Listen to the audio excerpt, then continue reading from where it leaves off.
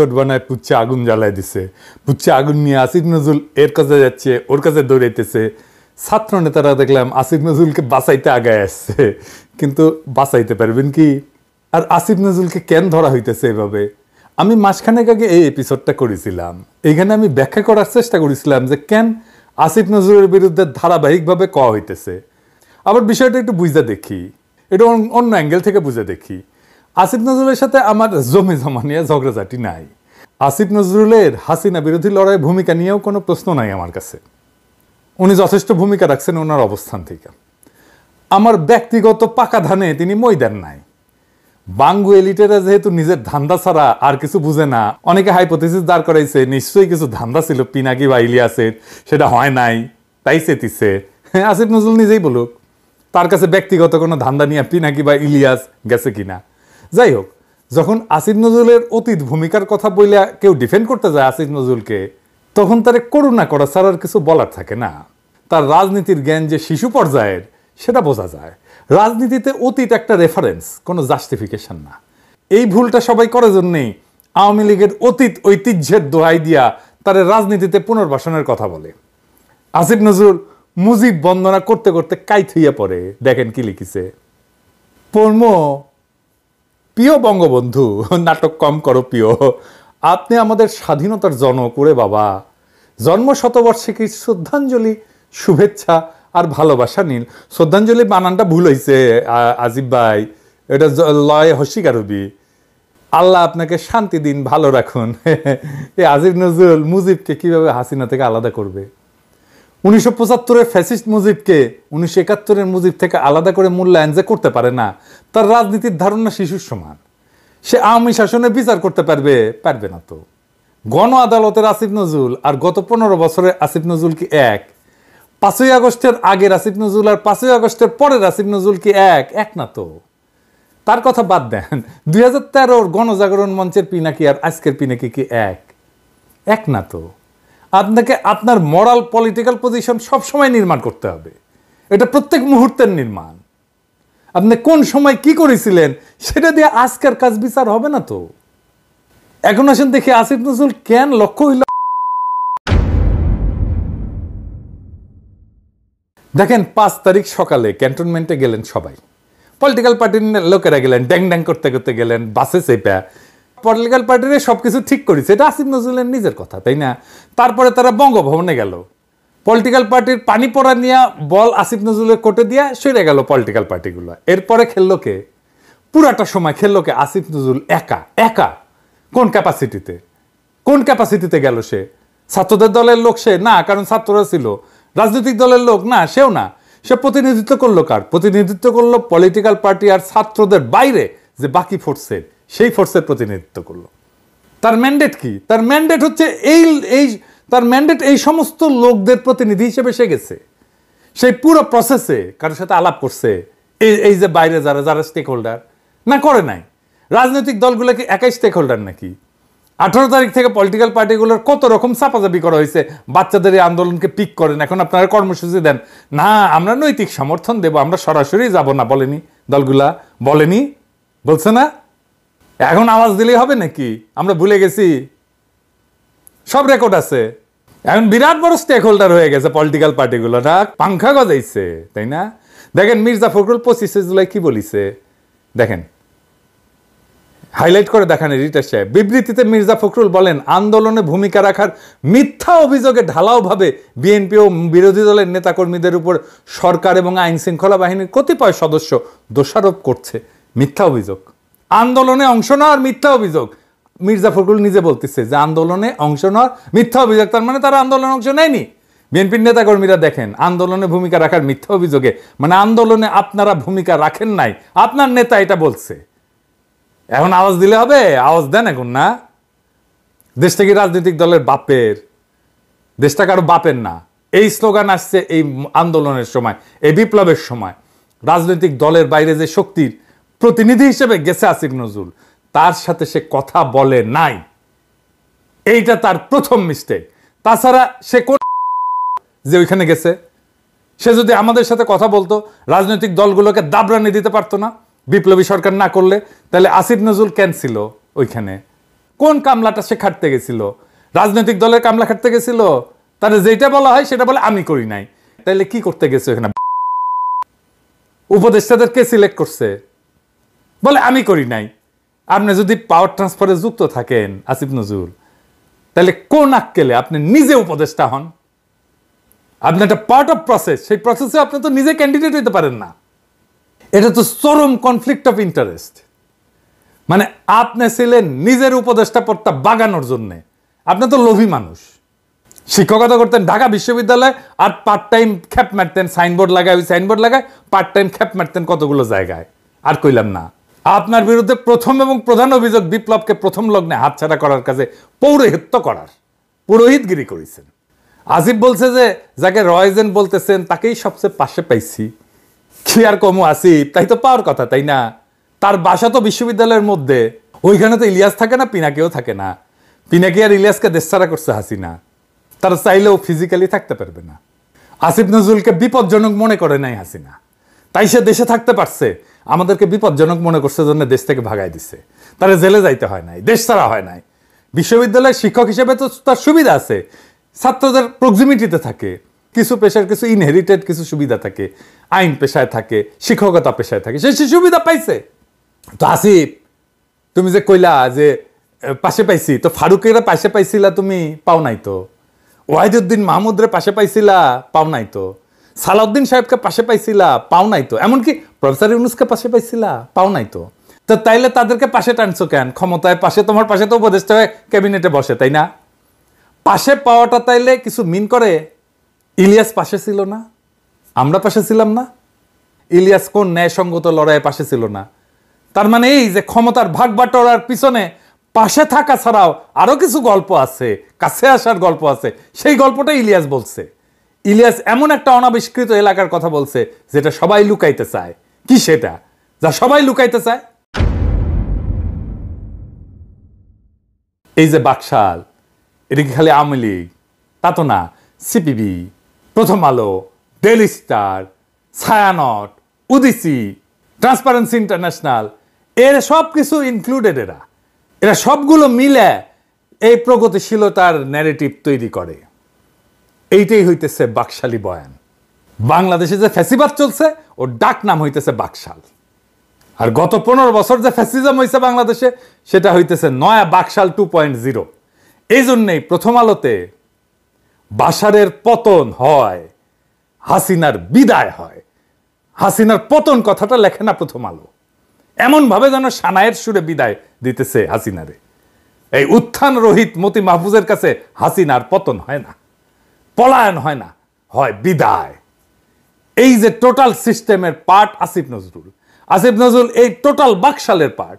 তার সাথে প্রথম আলো সখ্য, প্রথম আলো পার্টনারশিপ, এটা তো সময়ের পরীক্ষায় উত্তীর্ণ। এবং সে তো নিজেই বলে যে তার প্রিয় প্রথম আলো। এই নয়া বাকশালের সিস্টেমটা টিকে ছিল, বা বলা ভালো এখনো টিকে আছে। এই যে সিপিবি, এই যে Prothom Alo, Daily Star, Chhayanaut, Udichi, Transparency International, এগুলোর উপরে ভর দিয়া, এগুলো হয়তো একটু দুর্বল হয়েছে কিন্তু ভ্যানিশ হয়ে যায় নাই। এটা সব সময় থাইকা যাবে। এরাই হইতেছে বাকশালের মেইন ফোর্স। এরাই বলে আমরা উপদেষ্টা বানাই। এই যে ডেইলি স্টারের সাংবাদিক বলছিল না, আমারে উল্লেখ কইরা উপদেষ্টা বানাই। এটা এত শক্তিশালী যে এখনো তার সামনে গরু জবাই দিলে পুলিশ তো পিটায়, মির্জা ফখরুল ঝেপে পড়ে, আর মাহমুদুর রহমান মান্না কয় এটা নাকি ফেজলামি। মানে গরু জবে করা ফেজলামি। মানা ভাই 1971 তো দামরা ছিলেন, 68 সালে তো চিটাগাং ইউনিভার্সিটিতে ভর্তি হয়েছিলেন, 3rd ইয়ারের ছাত্র ছিলেন ইকোনমিক্সের। গর্ত ঘুরেছিলেন কোনটি? মুক্তিযুদ্ধে তো যান নাই। আপনার কি আদৌ রাজনীতি করার নৈতিক অধিকার আছে? 68 সালে বিশ্ববিদ্যালয়ে ভর্তি, 1980 সাল পর্যন্ত ইলেকশন করিচ্ছেন। 12 বছর ছাত্র রাজনীতির নামে বিশ্ববিদ্যালয়ে ঘষ্টানো কি ফাজলামি না মান্না ভাই? হ্যাঁ, আমাদেরকে ফাজলামির কথা বলেন, সাবধান কইরা দিলাম। প্রথম আলোত কি সামনে সুন্দর সুন্দর নায়িকা বসে রেখেছিল যে পৌরুষ জায়গায় উঠেছিল? হ্যাঁ, নিত্যদিন বাম্বু খাবেন, বাম্বু। যাই হোক, আলাপে আসি। এই যে কালচারাল বাকশালী বয়ানগুলাই পলিটিক্যাল বাকশালরে তৈরি করছে এরা মিলা, এবং এর সাপোর্টে বড় হয়েছে, একটা আর একটারে পরিপুষ্ট করছে এবং করতেছে।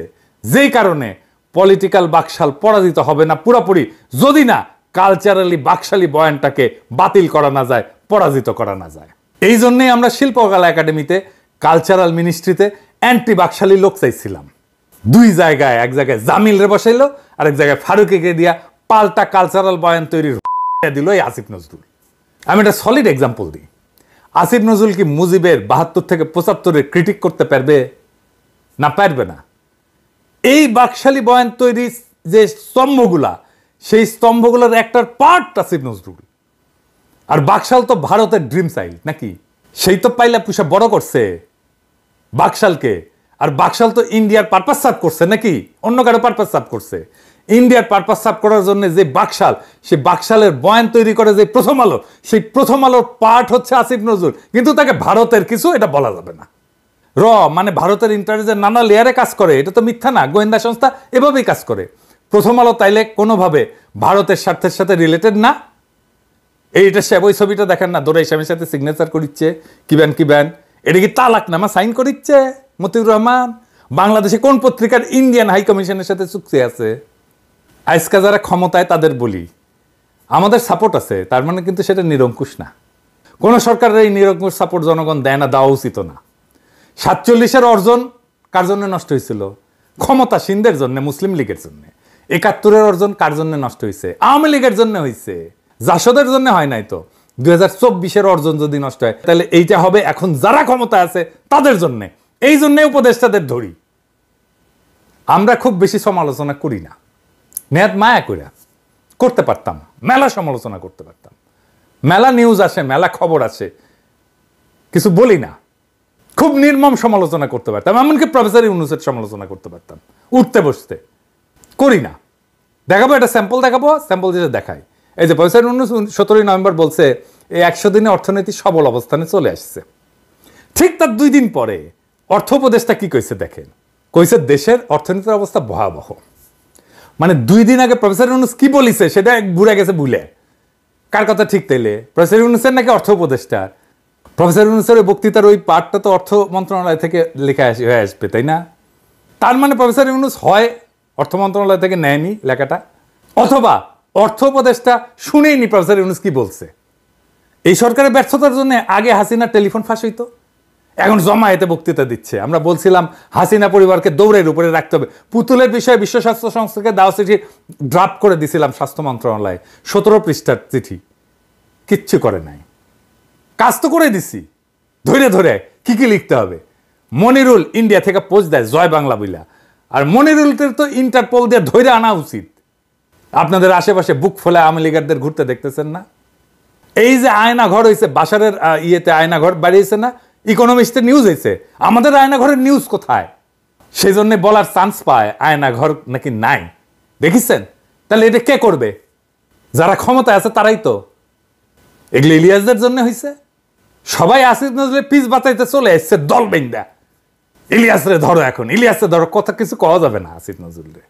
ক্ষমতা সবসময় প্রশ্নের মুখে থাকবে, সমালোচনা হবে, কঠোর নির্মম সমালোচনা হবে, সেটাই সভ্য দুনিয়ার নিয়ম। প্রফেসর ইউনূসের সরকার হাসিনার সরকার না যে সমালোচনা নিতে পারবে না। আসিফ নজরুল মিটিং এ যাইয়া কয়েকদিন আগে কইছে কারে যেন জাতির পিতা ঘোষণা দিতে হবে। হঠাৎ করে মনির বললো কি, একজন ব্যক্তি সম্পর্কে নাম নিব না, বললো আসিফ ভাই আমার মনে হয় তারে এই জাতির পিতা বানায় দিলে না দেওয়া পর্যন্ত সে থামবে না। মানে তারে জাতির পিতা না বানায় দেওয়া পর্যন্ত সে থামবে না, অথবা তারে জাতির পিতা বানায় দিলে বলতে সব সমস্যার সমাধান হয়ে যাবে। জাতির পিতা মানে নতুন জাতির পিতা। হ্যাঁ, আসিফ নজরুল মুখ সামলে কথা বলবেন। আবার কইছে কারে উদ্দেশ্য কইরা, কোটা সংস্কার আন্দোলনকে কে যেন কইছিল আতাতের আন্দোলন। কেউ কেউ বলে দেখবেন যে কেন বিপ্লবী সরকার হলো না, কেন শহীদ মিনারে আমরা শপথ দিলাম না, কেন সাংবিধানিক পথে গেলাম। ফর গড সেক আপনাদেরকে রিমাইন্ড করাই দিই, তাদেরই কেউ কেউ যখন এই ঐতিহাসিক ছাত্র আন্দোলন শুরু হয় বলেছিল এটা আতাতের আন্দোলন, সাধারণ আন্দোলন, বলেছিল না?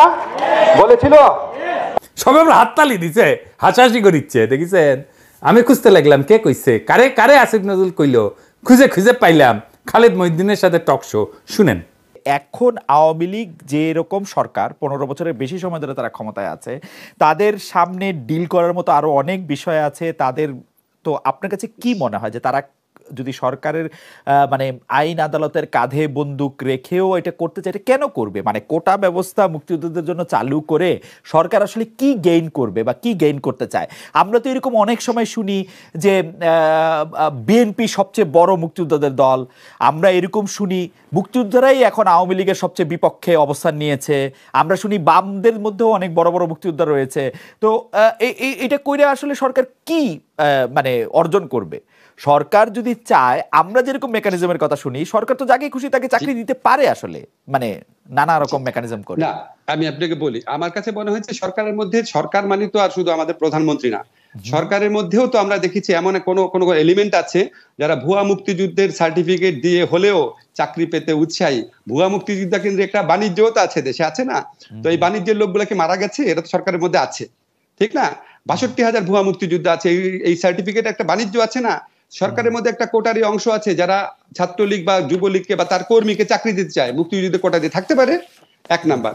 2 নম্বর হচ্ছে আমাদের প্রধানমন্ত্রী যেহেতু উনি একটু, আমার কাছে মনে হচ্ছে একটু জেদ করে বাতিল করেছিলেন, সেই জন্য মানে হয়তো উনি অন্য কোনোভাবে, মানে উনি অসন্তুষ্ট না, এটা অন্য কোনোভাবে রিফ্লেক্টেড হতে পারে যদি আপনার অ্যাটর্নি জেনারেল অফিস খুব স্ট্রংলি এটা পারসু না করে, হতে পারে।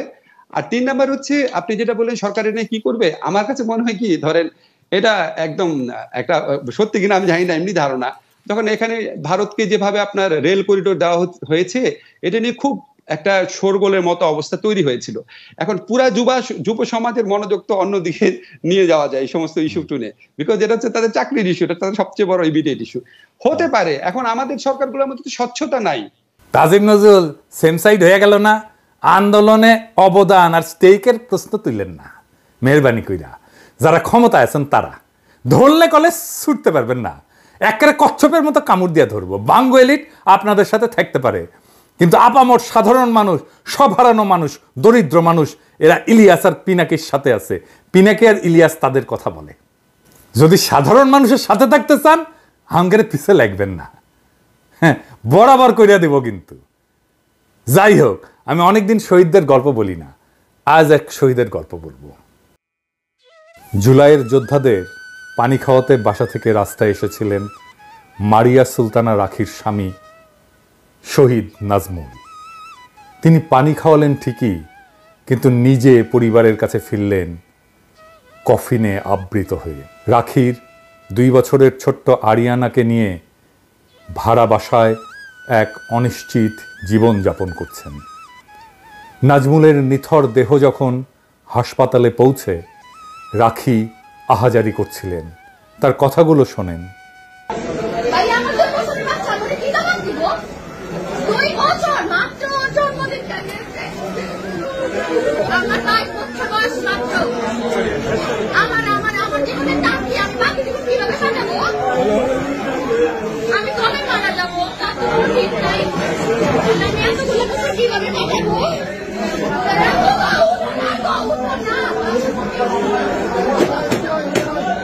আমি বিধবা, আমার কি বিধবা হওয়ার বয়স হয়েছে বলেন? রাখির এই প্রশ্নের সামনে দাঁড়াতে পারবেন আসিফ নজরুল? আসলে কি রাখির বিধবা হওয়ার বয়স হয়েছে? কে নেবে 2 বছরের সন্তানের দায়িত্ব? রাখির গল্প কোথাও ছাপা হয়নি। আমি তন্ন তন্ন করে খুঁজে দেখেছি কোনো একজন উপদেষ্টা গেছেন তার বাসায় একটু সান্ত্বনা দিতে, একটু কথা বলতে। আমি অনেক শহীদ পরিবারের সাথে কথা বলি, সাহায্য করি সাধ্যমতো, পুনর্বাসনের চেষ্টা করি, আহতদের সাথে কথা বলি, তাদের চিকিৎসার চেষ্টা করি, এমনকি দেশের বাইরে নিয়ে যেয়ে। রাখির কোনো খোঁজ পেলে আমাকে জানাবেন। এই দুঃখী মেয়েটার দায়িত্ব আমি নেব, নিজে করব। যদি না পারি ভিক্ষা করব, আপনাদের কাছে চাইব। যতদিন বেঁচে আছি তার দায়িত্ব নেব। রাখির সন্তানের মুখে খাবার না তুলে আমি ভাত খাবো না প্রতিশ্রুতি দিলাম জাতির কাছে। আমরা নাকি 2 পয়সার ইউটিউবার, ভিউ বেচে খাই। আমরা নাকি বাংলাদেশে অরাজকতা করি। আমাদের এই লড়াইয়ে, এই আন্দোলনে কোনো ভূমিকাই নাকি নাই। আমরা তেজপাতা, হরিদাস পাল, সবই হয়তো ঠিক, তবে এটাও ঠিক আমরা সেই বঞ্চিত, সেই সমাজের নিচতলার মানুষের একজন, যাদের মুখে হাসি নাই, চোখের কান্নাও গেছে শুকিয়ে, যাদের জীবনের অন্ধকার কখনো কাটে না, যারা বারে বারে রক্ত দেয়।